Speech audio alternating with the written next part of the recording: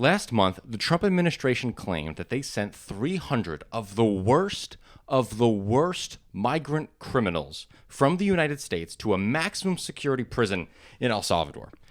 Stop there. That is already unprecedented. We've never taken people that are inside the United States and sent them to another country to be incarcerated. Yeah. That has never happened before. It's completely ridiculous, kind of obviously illegal on the part of the government. There's no statute to enable this. Congress never gave the executive authority to go and enter a contract with the El Salvadorian government, because that's an important part to remember. The Trump administration is paying the El Salvadorian government $1.something million to house these 300 criminals. Criminals, we'll get to that in a second, that have been sent to CCOT, this maximum security gulag of a prison that has massive human rights and torture accusations against it. And so these people are getting sent over there. Trump claims that these 300 people were the worst of the worst. Well, that's a lie.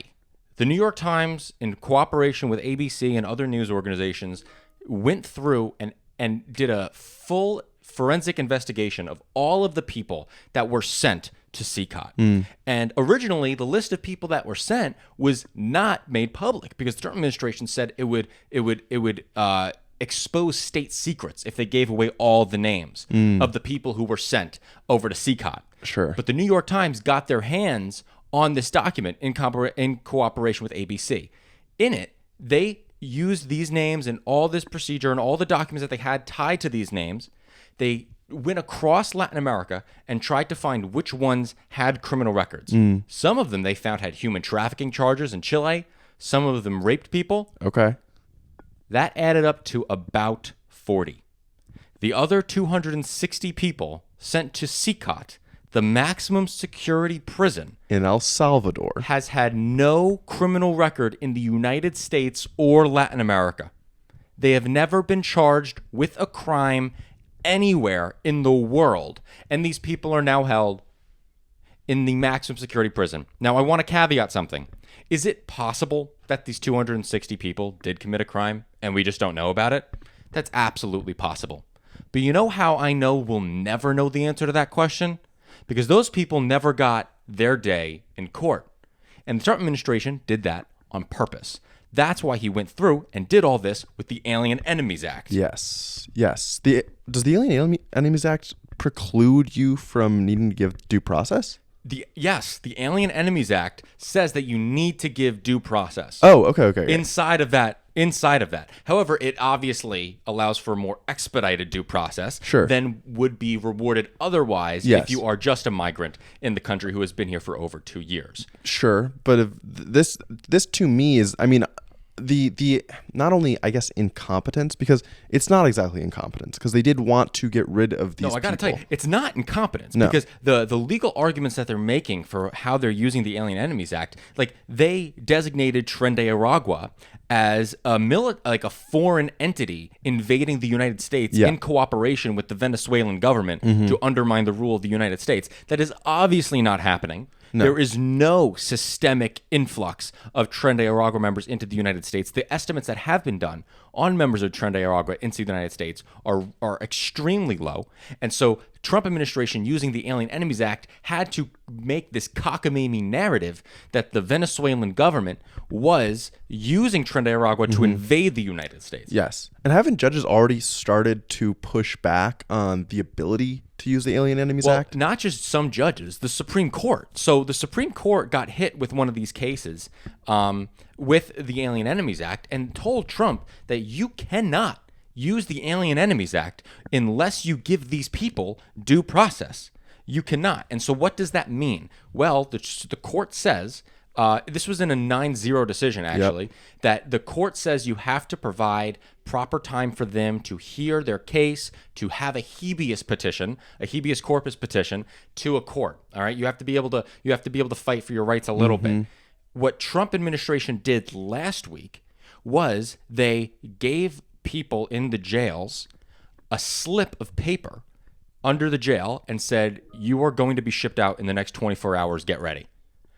And the ACLU says, whoa, that is not what the Supreme Court meant when they said proper notice and write for a habeas petition. That is not at all what they meant. But it did give the ACLU enough time to sue to stop it. The ACLU had enough time to get it to district courts, but the district court says, I can't do anything about this. I can't do anything about this. And in an unprecedented move, the Supreme Court stood in at 1 a.m. in the morning, which the Supreme Court never does, and made a decision before there was even a decision in a district or an appellate court, which is something the Supreme Court never does, and gave the decision 7-2 even before the dissent was written. Wow. They published the report, they published their opinion even before Thomas Alito published his dissent, which that tells me so many things.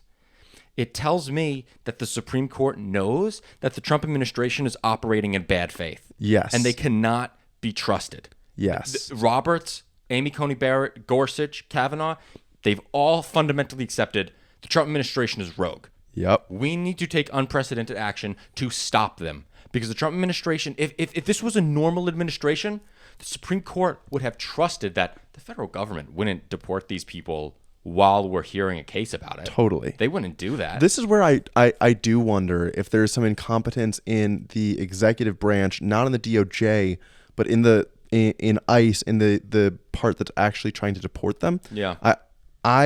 It's unclear to me whether it's pure incompetence or whether it's pure malice. Yeah. To get them out regardless of what the court says. Yeah. Because at least in their messaging, the Trump administration wants to be seen as adhering to court orders. Yes. They say that all the time.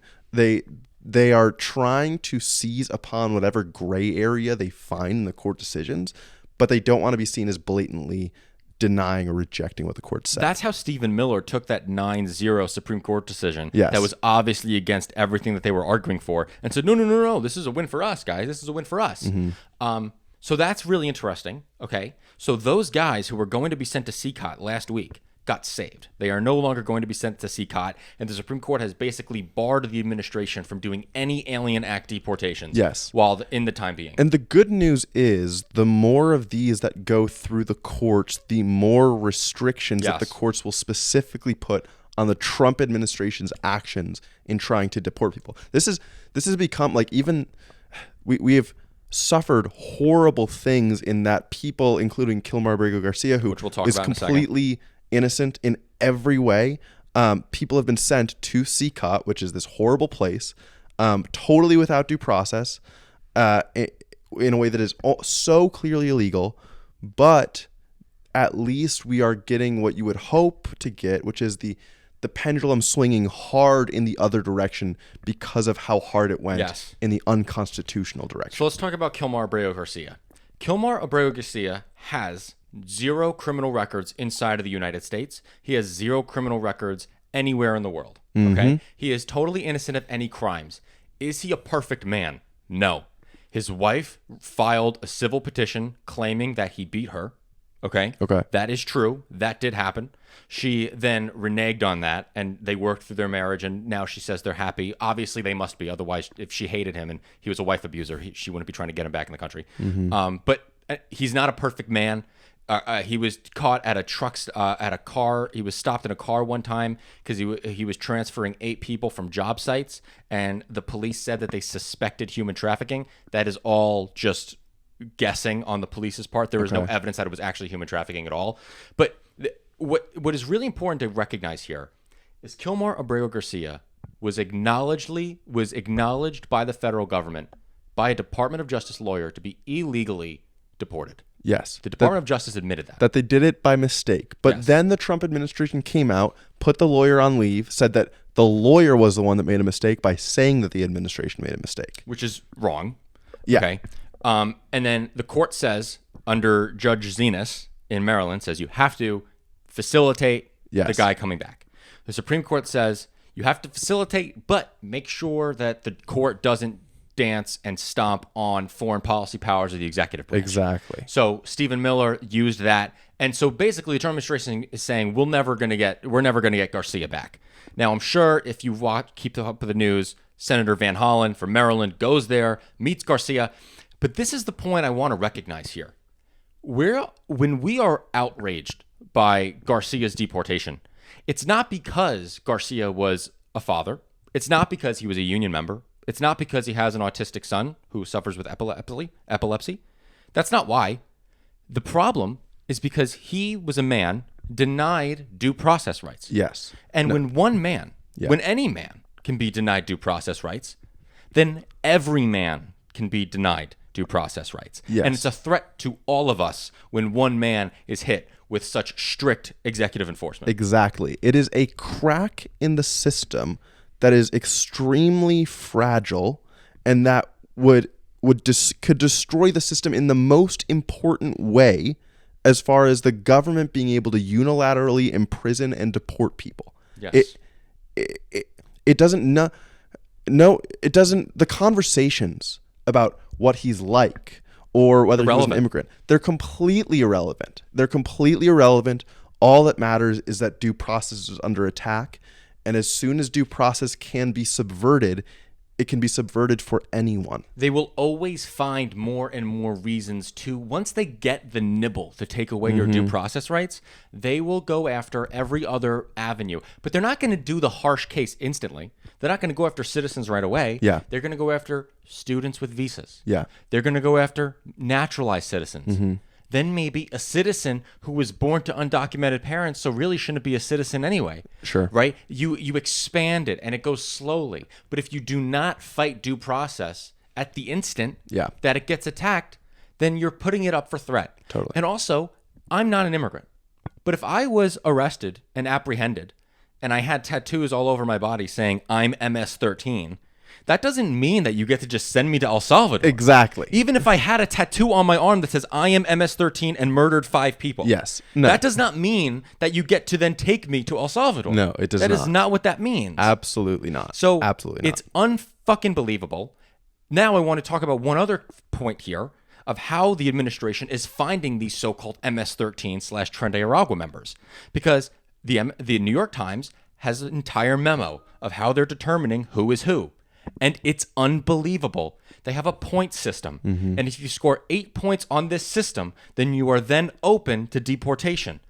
4 points is a tattoo that symbols a gang. Another 4 points is any type of American sports gear attire that has famous Venezuelan sport team members on it. That is it. If you meet 2 of those criteria, you're done. You're out of here. You're going to CCOT. How dare you wear a Chicago's Bulls hat and have a crown tattoo on your arm? That's literally their criteria. That's not me saying that. That is the internal Department of Homeland Security memorandum saying that explicitly. That is all it takes. It's obviously completely insane. Obviously. Yeah, no, it's like obviously completely insane. Yes. You know, and our outrage doesn't really do it justice. And that's something that I'm struggling with. Yeah. Is there is so much outrage to be had over this one singular issue. Yeah. And that if every person in America actually understood the damage that was caused to not just that person's life, but to the entire arc of what it means to be an American and have rights, if they understood the attack that was going on here, it would mean something. Everyone would be outraged. But I watch Fox News and I watch how it gets spinned, and all of it is spinned as Democrats care more about Venezuelan gang members than they do about Americans. Sure. And that is just not at all the point that we're trying to get at. And it blows my mind that it's able to be spun that way. Well, see, I have a different perspective on this, because I see people who call in to like liberal commentators who are doing streams or something, and they'll talk about this issue. And even as the liberal commentators are giving them like good reasons why this is ridiculous, like you know that he didn't get due process, right? They will defend it. They will say, well, these certain people don't deserve due process. Yeah. Like, do we want to be giving due process to them? So I'm not sure everyone would be outraged, because everyone is still kind of sat into their views. You're not wrong. They're you're ensconced. not wrong. Yes, you're not wrong. And there is a solid 25%, 30% of Americans that are truly authoritarian in their nature. You know, they really do believe that. They really do believe that a subsection of the United States and the people that are in the jurisdiction do not deserve due process. Yes, rights. they believe that things have gotten absolutely horrible, and now you just need to start doing shit, and you can ignore the Constitution. And just do whatever the hell you got to do. Yeah. Which is insane. Yes, which is incorrect. It's incorrect. But now there's another case, other than the Abrego Garcia case, that I want to talk about today. This decision came out this morning. We're recording this on April 24th. And a man named Christian, who was 20 years old, came to the United States while he was a minor in 2022. Okay, he came to the United States as an unaccompanied minor. When you come to the United States, then as he came to the United States as an unaccompanied minor, he claimed asylum, and then he joined a class action lawsuit where basically, and it got settled, and the settled protection was if you came to the United States as an unaccompanied minor and claimed asylum, you are not allowed to be deported while your claim is until it reaches full adjudication. This boy, Christian, has a cocaine possession charge on his record from Houston, Texas, I believe. That is enough for this 20-year-old boy to have gotten sent to CCOT. He is now in CCOT. He is in the prison. He came to the United States as an unaccompanied minor at 17 or 16 years old. The Trump administration took him illegally and sent him to a maximum security prison where he is now surrounded by terrorists, gang members, and I can't imagine how frightened he must be. And the court ordered that he has to bring him back, but it seems like the Trump administration doesn't care about any of these people or abiding by the rule of law. And we're really coming to this point where morality and politics and law are all intersecting at this really, really important moment. Well, this is where I want to end it, basically. Okay. It's like we've laid out everything that makes it clear that Trump has done these unconstitutional actions. Yeah. The recourse that was built into the Constitution for this was impeachment. Yes. That is no longer an option, clearly. You think it's fully off the table? As of right now, yeah. So what would bring it onto the table? I do not know. Because I figure, honestly, especially when we see things like Susan Collins in Maine. In Maine? Yeah. Yeah. Like talking to her constituents and being like, we're all scared. That was Murkowski. But yes, Murkowski. We're all scared. Like retribution is real. It makes me think you need 20 Republican senators. Mm-hmm. A lot of these people are very old and thus very attached to the idea of the U.S. Constitution and the U.S. democracy, I think. I agree with you. And I think they're scared, but I imagine... But this is how authoritarianism works. You create too much fear, and that's what breaks the system. Yes, you paralyze people with fear. You paralyze them.